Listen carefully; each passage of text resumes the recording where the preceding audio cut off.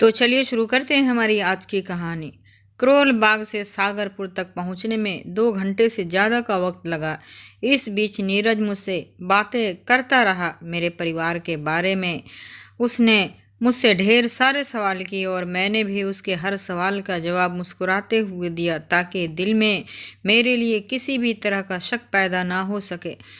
सागरपुर लाल बत्ती से कुछ आगे पहुंचकर मैंने कहा, सर मुझे यहीं उतार दीजिए।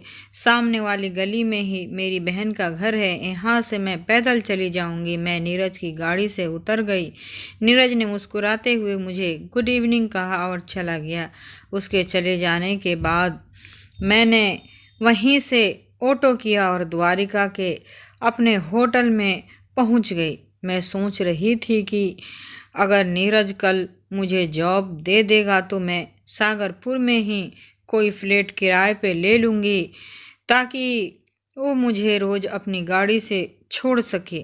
अगली सुबह मैं बिस्तर पर थी ही कि नीरज का कॉल आ गया और वो बोला, कुसुम तुम दिल्ली में नहीं आई हो इसीलिए फील्ड के काम तुमसे न हो पाएगा। क्या तुम अकाउंट संभाल सकती हो? मैंने कहा, आप एक बार मुझे समझा देंगे तो मैं अकाउंट्स का काम भी कर लूँगी। सर, नीरज ने कहा, गुड, तो तुम्हारी जॉब पक्की। मैं आधे घंटे में यहाँ से निकलूँगा। तुम मुझे सागरपुर लाल बत्ती मिल जाना। नीरज की बात सुनकर मेरी खुशी का तो कोई ठिकाना ही नहीं रहा। मैं झट से तैयार हुई और ऑटो पकड़कर सागरपुर लाल बत्ती पहुंच गई।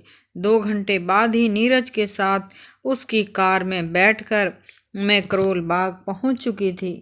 कुछ दिनों में मैंने अकाउंट्स का काम पूरी तरीके से संभाल लिया और इस बीच मैंने सागरपुर में किराए पर फ्लैट ले लिया। सुबह मैं नीरज के साथ ऑफिस जाती और पूरे दिन नीरज के ऑफिस में काम करती और शाम को नीरज के साथ उसकी गाड़ी में ही घर आती। यही सब करते हुए मुझे पूरा महीने निकल चुका था। मुझे नीरज के ऑफिस में काम करते हुए अब पूरा महीना बीतने वाला था। इसी बीच मैं नीरज के इतना करीब पहुंच चुकी थी कि अब नीरज मुझसे ही शादी करना चाहता था कि वो कोई मुझे कई बार अपने घर ले गया था। नीरज के द्वारिका वाले घर में नीरज के अलावा कोई और नहीं रहता था, इसीलिए छुट्टी के दिन मैं अक्सर नीरज के घर चली जाती। मेरा मकसद था कि नीरज खुद ही मुझसे अपनी मोहब्बत का इजहार करे, लेकिन वो शायद डरता था, इसीलिए मुझसे उचित दूरी बना कर रखता था। धीरे धीरे 3 महीने गुजर गए। इस दौरान शालिनी जी से मेरी लगातार बातें होती रही और मैं उन्हें अपडेट देती रही। संडे का दिन था। मैं सुबह जल्दी उठी और मैंने तय किया कि पूरे दिन नीरज के घर पर रहूंगी और आज अपने मिशन को पूरा करके ही रहूंगी। मैं बाथरूम से फ्रेश होकर निकली और अपनी सबसे फेवरेट साड़ी पहनकर द्वारिका जाने को तैयार हो गई। तभी शालिनी जी का कॉल आ गया। वो बोली, कुसुम 3 महीने बीत चुके हैं।